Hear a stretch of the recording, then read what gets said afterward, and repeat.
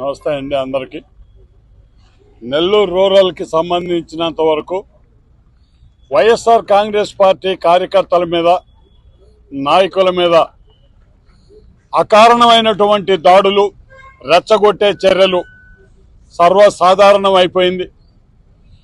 వీళ్ళు అధికారంలో మళ్ళీ ఇంకొక పార్టీలో వచ్చినా కూడా పాత పద్ధతులు అయితే మారలా.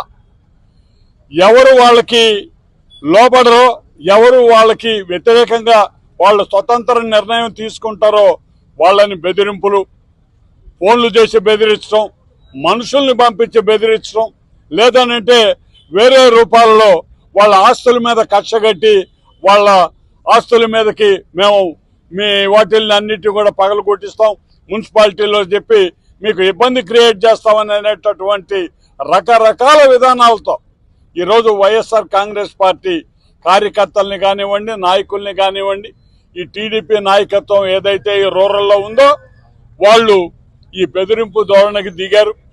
మేము ఒకటే చెప్తున్నాం, ఈ రోజుకి కూడా ఎటువంటి పరిస్థితుల్లో కూడా కొట్లాటలకి, తగువులకి తావు లేకుండా ఏదైనా సమస్య ఉంటే అధికారుల దృష్టికి చట్టబద్ధంగా, న్యాయబద్ధంగా వెళ్లి పరిష్కారం అడుగుతున్నామే తప్ప చావలేకో చేతకాకో కాదయ్యా.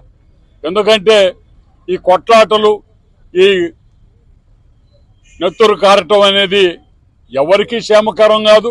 కానీ ఎదుటి మనిషి గమ్మునున్నాడు కదా అని పొద్దుగూకులు మీరు ఇదే పనిగా చేస్తా పోతే ఒక రోజు తిరగబడే రోజు వచ్చినప్పుడు ఆ రోజు పరిస్థితులు వేరేగా కూడా ఉంటాయని చెప్పి నేను మనవి చేస్తూ, ఆ రోజు రాకూడదనే ఈ రోజు ఇంత దెబ్బ తగిలినా, ఈ రమాదేవి ఆమెకి చాలా దెబ్బలు తగిలాయి.